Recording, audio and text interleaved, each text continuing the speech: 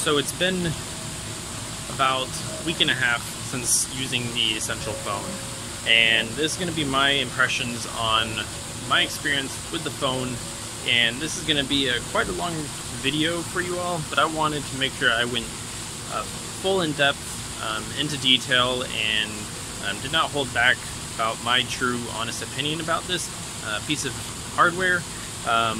So let's go ahead and take a look at the Essential PH1, or the Essential phone. So the Essential phone is developed by a lot of different engineers and people that are at the top of their game in their industry, led by CEO Andy Rubin, one of the founders of Android.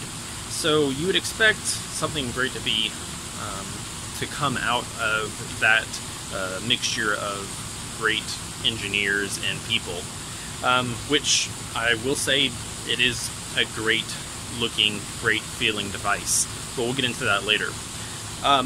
So first and foremost, this is going to be an unlocked device. You're going to be able to use this on all carriers in the US, and also most countries worldwide. It has a lot of international bands built into this, which is really great, because you're not going to have a lot of the connection, poor signal issues when you go overseas or things like that.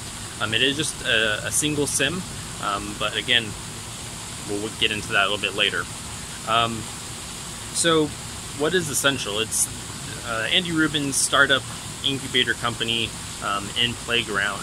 So this is their first product among many others that they're going to be releasing, and it is very much of a startup as far as the experience and just everything about it. In my opinion, there's been a lot of issues since the initial announcement back at the end of May, and we just got the hands-on as consumers the device. I got mine September 1st. By the time I post this video, it's gonna be about 2 weeks, 2.5 weeks later.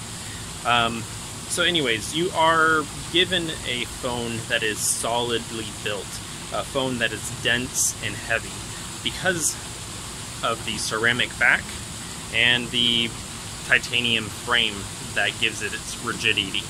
It does have Corning Gorilla Glass 5 up on the front. Behind that is a 5.71-inch display. The resolution isn't quite QHD though. It is just shy of a 2K resolution, which is unfortunate, which does bring some caveats too.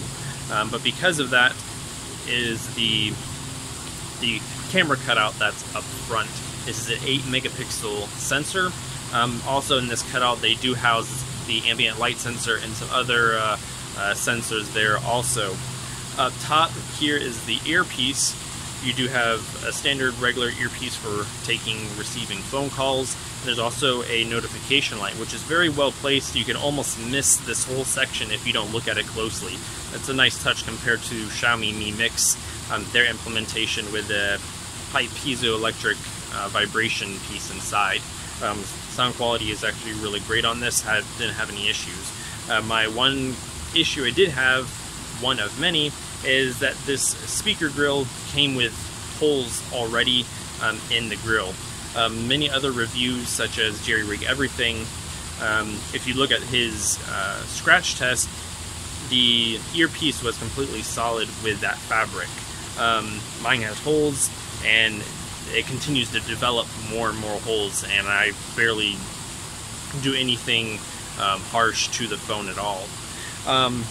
So that's the front. It is an IPS LCD display with only 500 nits of brightness. Now that is an argument. People would have liked to seen AMOLED, also a brighter display. In sunlight outdoors as I am now, I don't really have any issues looking at it. I would have liked to seen the brightness be much brighter. It would have made a much more easier and nicer viewing experience, but I'm not sure why. No reason why. You're paying $700. That's another catch. $700 or $699 when you're buying this unlocked. Sprint has a 50% off with installments for the device, so that makes it a little bit more manageable. but $6.99 you expect to have a gorgeous display, and it is. The colors are great. Viewing angles are great, as you would expect from IPS. The color temperature is a bit cool, and because it is AOSP Android, you're not going to get the color temperature changes like you do on other Android devices. Maybe they'll add that feature in later, but we don't know. It's tough to speculate, and I can't say that they're going to get that corrected in the future. But it is a cooler display, so if you like a more neutral color temperature for white balance or warmer, you may not like it that much. But colors are great. They are punchy and vibrant, not like AMOLED, but in my opinion, it is fine. So onto, now that we got the screen covered, there is the whole touch latency, touch sensitivity issue, which Essential is supposed to address in the most recent update, which in my previous video that I posted, just about 10-second video, I was showing a optimization of just scrolling slowly. It is still stuttering. So hopefully that gets optimized in software and updates later on, but again, you never know. You don't know if that's going to get resolved. But with a Snapdragon 835, 4 gigs of RAM, I don't foresee that being a problem in the future. So specs, yes, Snapdragon 835, latest and greatest, 4 gigs of RAM, 128 gigs of UFS internal storage. On the back here, it does have a dual camera setup. It is using a 13 megapixel sensor. One is RGB, one is a monochrome, both f1.9. No optical image stabilization, no electronic stabilization. Big bummer. They may add electronic image stabilization in the future in an update, but again, you never know. It's tough to say if they will or not, and if that's going to be something they're going to implement. So that's already a negative, because you're going to get more shaky videos. It's going to be more difficult to capture photography in your pictures because you're not having the sensors stabilize themselves. Your hand, any movement when you're tapping on the shutter button is going to be noticeable in focus, and your picture more than likely going to be out of focus. So that's the camera. Experience hasn't been that great. Low light is very, very grainy, lots of noise, not much detail at all. When in good lighting situations like it is right now outdoors, it does take pretty good pictures, but I wouldn't say they are quality of a $700 device. That's another issue with it. I've noticed when taking photos, it takes a minute, not a minute literally, but it takes a second to actually capture the photo and then a couple seconds to actually process it thereafter. It has improved, but still nonetheless it is slower than the competition. Hopefully they get that updated again, but you never know if that is actually going to be something they're able to achieve. The sensors, they are 2 years old. It's a 2-year-old sensor, both for the RGB and monochrome. It is, I believe, an Sony IMX 258, 253, something like that. So they're already behind the 8 ball in regards to the latest and greatest, especially with the camera. A lot of people expect great quality from the camera, so already being behind that and having to then improve the quality on software, you can only do so much with software, which is unfortunate. I would have liked to seen them using maybe the same sensor as the Pixel, but because there's no camera bump, they may have done that as a design choice, using an older sensor because of that. But again, I don't know. Outdoor quality, when you start zooming in on and pixel peaking and things like that, you do not get as much detail compared to the competition, in my opinion. You can see that there's a lot of graininess, a lot of, when you're looking at grass or fur on animals, they're kind of just a blend in together. I mean, it's not like very defined and things like that. So there's a lot of little things that add up. With no optical image stabilization, your videos are going to be very shaky. That's something you're going to have to keep in mind. On the back here, you do have your dual LED flash, your sensors. your dual cameras, and then your mic, and then the pogo pins. There's also another noise cancellation mic down at the bottom as well, next to the SIM tray. Fingerprint scanners on the back, just like the Pixel, though it is not as fast as the Pixel, nor as fast as Huawei devices or OnePlus. I found that it reads it perfectly fine, but just the speed and the how fast it reacts to turning on the display is a bit slow. It vibrates, meaning that it does read your fingerprint, but it does take another half a second or a second to turn the display on, which is unfortunate. I would have liked to see a very much more snappy screen on when reading your fingerprint scanner.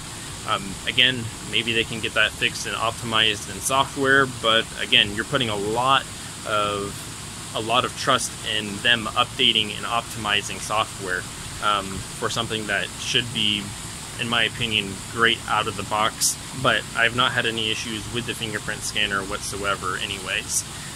The pogo pins, those are going to be for their mods that they're going to be coming out. The only one they have currently at the moment is the 360 camera.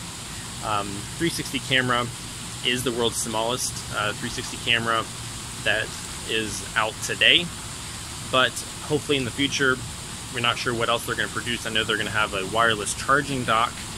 There are magnets, so when you attach the mod onto, whether it be the dock, the 360 camera, they're going to be attached via magnets, which hold on really great and strong. If you haven't checked out my camera unboxing, look at that. You can see kind of how strong the connection and magnets are. But the 360 camera quality itself, when you pre-ordered, you get it for $50. Otherwise, it's going to be like $170, $200. In my opinion, quality is not great. There's a lot of noise. There's no noise cancellation, so if there's wind, you're going to hear all of that wind, unfortunately. The 360 camera quality, when indoors, there's a lot of noise, a lot of grain, even though it's well lit inside. When you go outside, the quality is good. It does take a lot better photos. They did really great with the stitching on the two sides of the camera sensor. But there's always, again, room for improvement. Hopefully they get that done. But again, software. And that leads to the software of the Android experience. This is running AOSP stock Android. It is running 7.1.1. It is running also September security patch as of now. Hopefully that relates to faster Android updates, faster security patches that are pushed, because it is running stock Android. So if you're used to Samsung, if you're used to even Pixel, LG, Huawei, any other manufacturer, even like say a Pixel, coming to this is going to be a bit jarring. A Pixel has some customizations with gestures with the fingerprint scanner.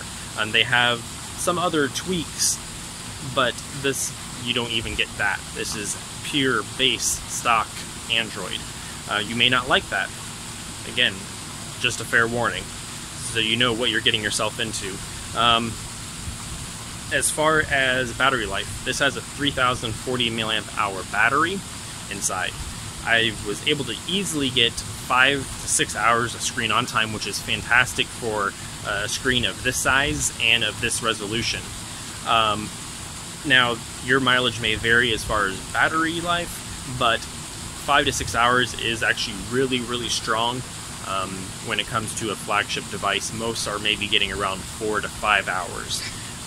And you may be able to even get that prolonged depending on your usage and your signal strength in your area and things like that. So with that, it does have a USB-C port down at the bottom. With that USB-C port, USB-C power delivery quick charging. So this isn't Qualcomm Quick Charge 3.0, it's not OnePlus Dash, it's not Huawei supercharging. So you do have to use a specific power adapter, and then of course a USB-C compliant cable. So if you don't use a power delivery charger, you're not going to get the fast charging. So even with the fast charging, it is not as fast as dash charging, Qualcomm Quick Charge 3.0, but it does charge very quickly. That's up to you how you like the different quick charge compliances from different OEMs.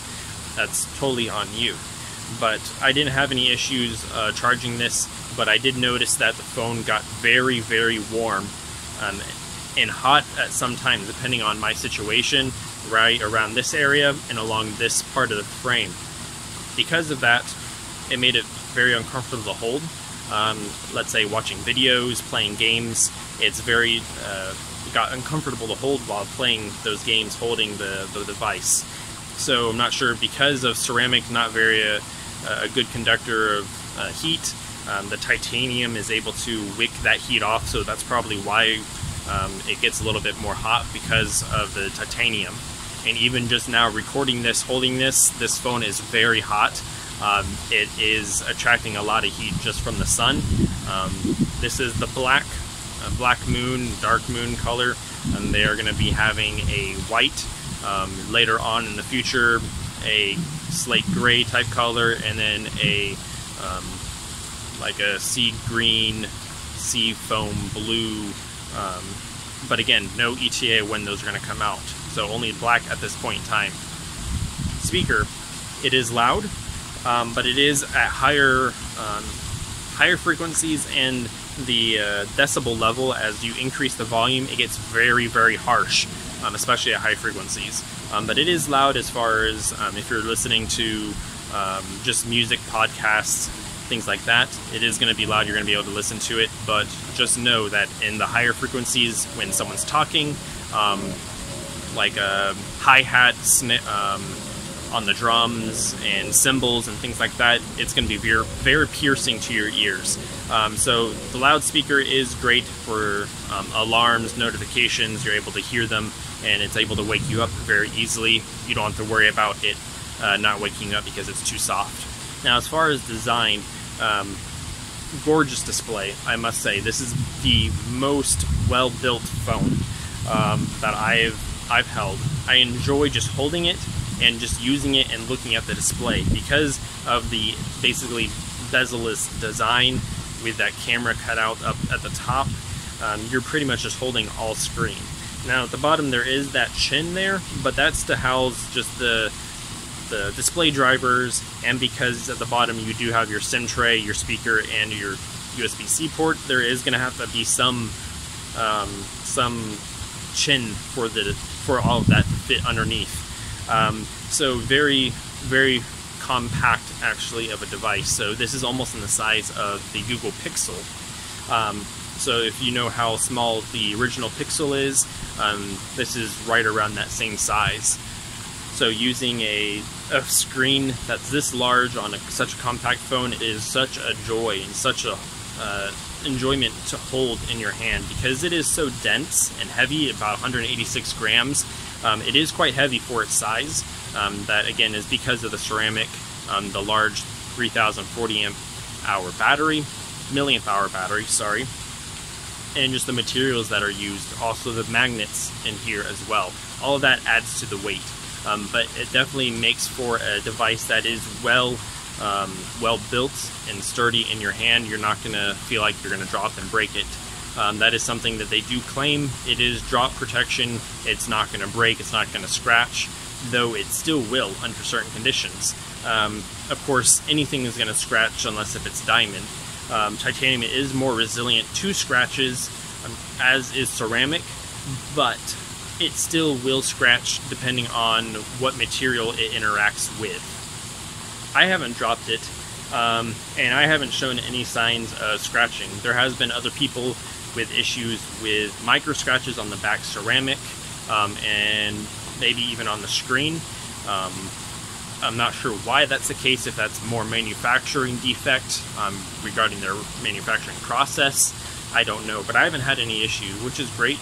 But unfortunately, there are no cases, there are no attractive, well-designed cases, I should say. There is a TPU case or two out there, but I don't think that is going to be very reflective of a great designed phone, unfortunately.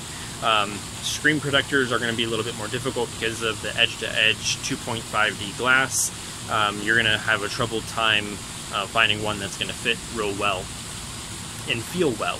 The front-facing camera It does actually take pretty decent photos. It can record 4K video, so that's the first front-facing camera that I've seen that does 4K, which is actually really great. You're going to be able to record your great content on the front-facing camera if needed, better quality video when chatting, things like that.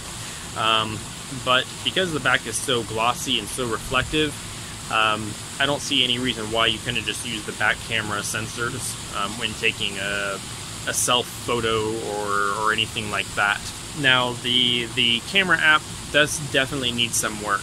They pushed an APK updated through the Google Play Store.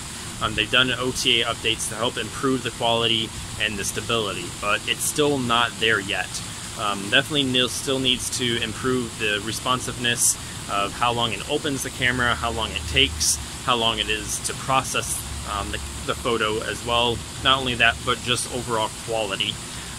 There still is times when my phone, personally, it locks up and the system UI just crashes and it brings me back to lock screen. Times taking the camera off, things like that. It basically, when you close out of the camera app when you're using the 360 camera and you go back into the camera, you have to pretty much remove the camera and reattach it to get the camera, 360 camera, to be recognized again. So little things that hopefully are fixed in software.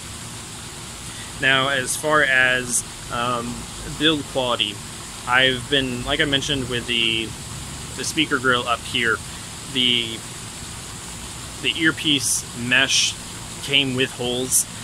If you had seen my initial unboxing, I had an issue where there's a gap between the ceramic and titanium frame. This gap makes for a very sharp, kind of harsh feeling in my hand. I mean, you can kind of just really feel it when you're rubbing your palm, your finger across this edge. This edge is completely flush, it blends very well, it feels great, but this side, not so much. So there are quality control issues that I've seen other people have complaints about. The ceramic maybe lifting up, one of these pins not being flush so their 360 camera won't work. On my model, around the frame of the screen and the glass, there's like this plastic surround, pretty much similar to the material where the antenna lines are on the side. This plastic surround helps reduce the chance of the screen cracking or breaking when dropped, because plastic is more resilient and things like that. Mine came with just like a chip or two on the side along the glass, which is unfortunate, especially when you're paying $700. There's also been things that I've read that people posting up, there's like a rubber glue from where coming out from around the seal where the glass and that plastic is. I too have had that up here in this corner here. You can kind of feel and really see where the glue is. You can't get it out, unfortunately. I did my best to, but you're able to kind of see where the glue is around the edge. In some areas you don't see that. Just little small things, again, just adding up, small thing after small thing, because it is very hot to use. Like I mentioned, that's just another small thing that maybe it's because of the materials, maybe because of just how they have the kernel tweak, ramping up, things like that. So it could be thermal throttling because it's getting too hot, who knows. Onto the biggest thing that I think a lot of you have concerns about is the price and what you get. Not only that, but Essential themselves. There have been a lot of issues with communication from Essential, both on support, miscommunication, communicating things that are not in agreement to what someone else was told. There's been issues with the email breach of Essential sending out, requesting information from customers, things like that. On a security standpoint, there's been a lot of issues with Essential not meeting deadlines, and all of that kind of just adds up to not trusting a company. For me, I feel support is the #1 thing that a company needs to have, because that is going to be able to have trust in the consumer and that brand, which will in turn bring them back as another buying customer for your next device or other products that you have. Having poor support, this is something that I experienced. I was trying to get an RMA set up for this to get this returned and get a replacement sent to me. Now, I sent this request back September 1st, basically the same day I got it. I got a very quick response, which was great. They requested my address, IMEI information, serial number, order number, that sort of thing.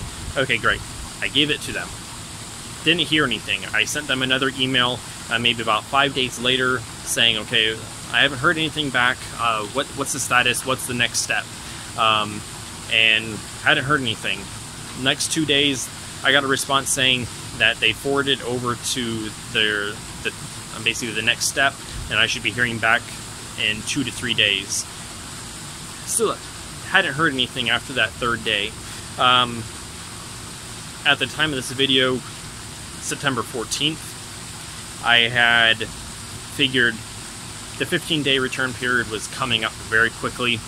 This was back around September 11th when Hurricane Irma came through. I still don't have power, by the way, but I decided to return my Essential phone. Tough decision because I love the hardware, I love the AOSP software, just the build, but all these small things add up, and it's caused me a lot of internal debate with myself of, is it worth it?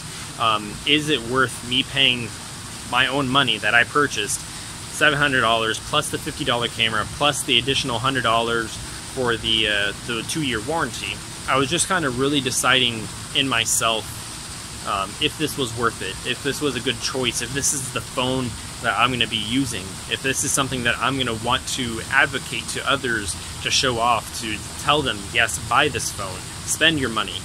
I decided to return it. I sent them an email to the same email thread that I was with the RMA, and within 24 hours, probably within 12 hours, I got a response the next morning saying, all right, we're going to process your refund and return. You're going to receive a FedEx envelope with a pre-applied shipping return label, return both of the products. I got a email response that quickly for a return, but yet what happened to the RMA? With it taking so long just to get the RMA process, it helped me decide what I was wanting. I had a Google Pixel. There's a lot of burn-in on the screen. They got that replaced, no problem whatsoever. And that was a very simple call. They set it up. I got the email information on what's going to happen, and it was a very easy, painless process. You call Essential, you get a voicemail, you leave a voicemail, you may or may not get an answer back. Support has been a big issue. Communication from Essential hasn't been really much information coming from CEO Andy Rubin about what's going on either. Only when stuff blows up, when you hear something. I'd say number one, number two main thing that also made me return this phone, and that is the signal quality. There's been a lot of other people making mention about T-Mobile signal service and reception, things like that. I have T-Mobile. I've been using T-Mobile for many, many years, and I've been using it on many, many devices. When Hurricane Irma came through, yes, it knocked out T-Mobile towers. We didn't have any service, couldn't call, couldn't text, couldn't get any LTE data. Here's the interesting part. My wife's sitting right next to me using her iPhone 7 Plus. Half the day after the hurricane came through, she started getting data. She could get on Facebook, view videos. She can call and text. Here I was trying to use my Essential phone. I couldn't load a single thing. Couldn't load Reddit. Couldn't load a single Twitter post. Nothing. It would show that the data was unavailable, no signal, nothing. Well, I thought, well, if this supports more bands than the iPhone, has the same bands as an iPhone, I should put my SIM card into another device I have and see if it works. Well, I put my SIM card into my Huawei P10, and guess what? I got LTE data. I could send text, I can receive and call people. So I don't know why the Essential phone was not getting mobile data during that time.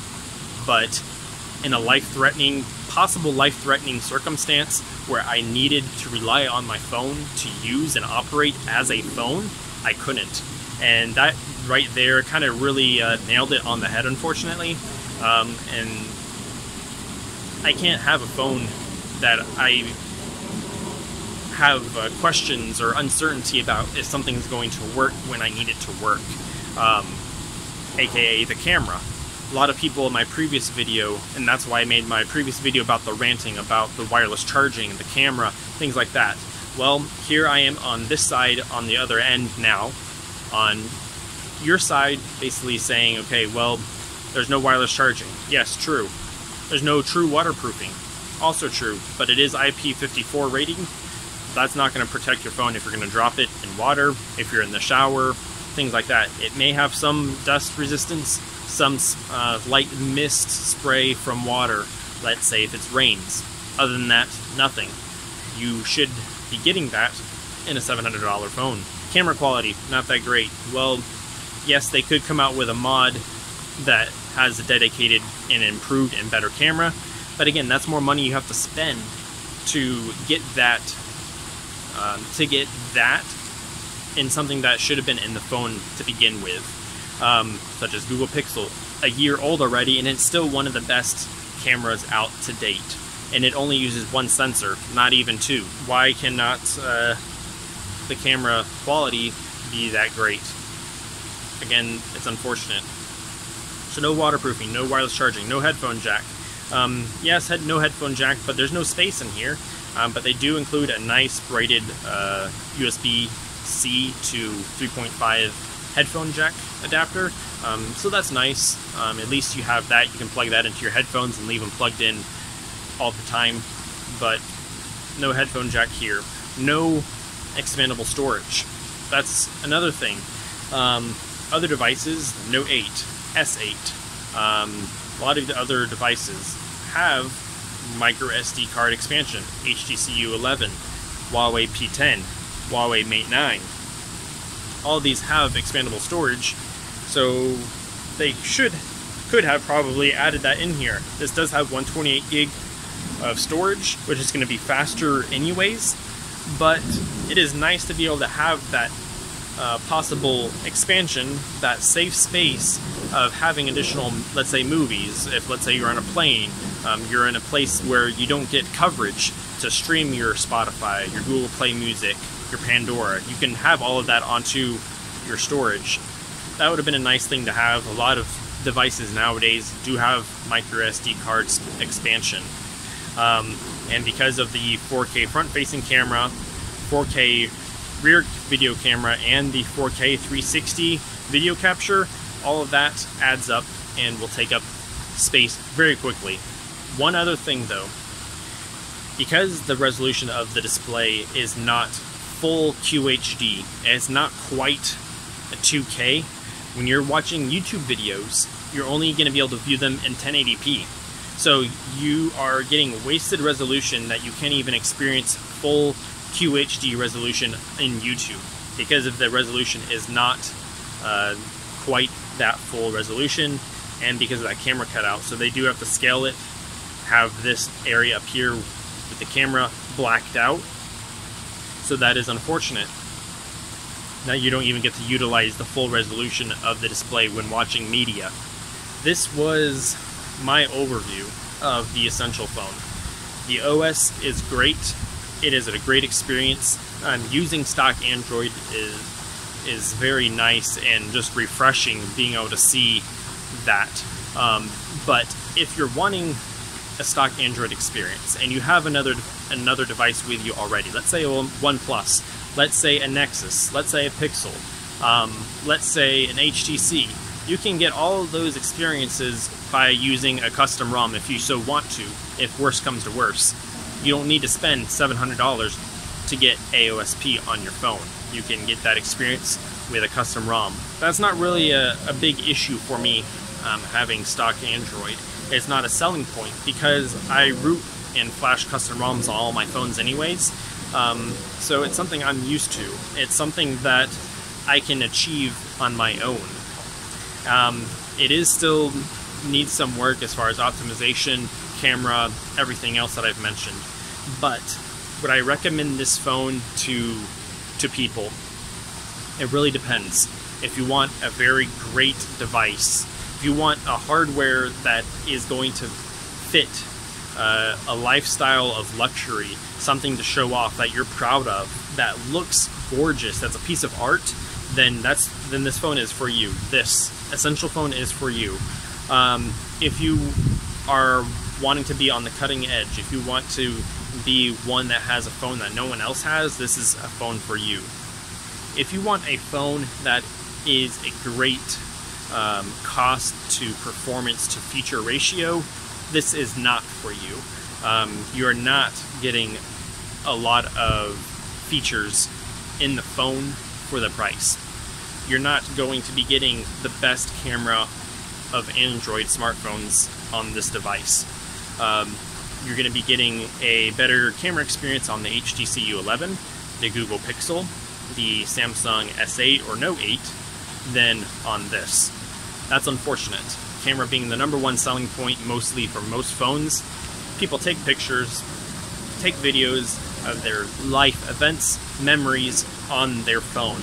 The best camera is the one that you have in your pocket.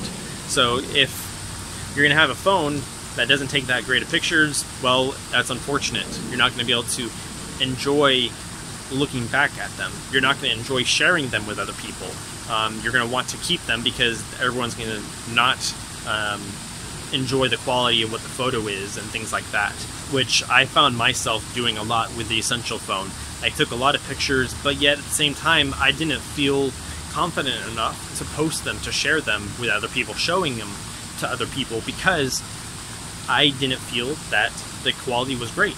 It wasn't worth other people's time in seeing the videos or the camera, the photos. And that's what a phone should help you do. Share information, share your experiences, and I just don't think that's what the Essential phone is about. They're about making good hardware and giving a pure experience with no branding, no bloat, just a pure essential, just the essentials. And that's what you get, just the essentials. You don't get any extra fluff, no extra features, and there's still a lot of potential. And I did read it somewhere. I feel this is definitely a potential phone, not the essential phone. This is definitely not the best phone for the price. It is definitely not a $1,000 phone, but it's not a $300 phone. But for this price point, it is very hard to recommend, especially with the HTC U11 being $50 cheaper, and having just a better camera experience, a near stock Android experience nonetheless.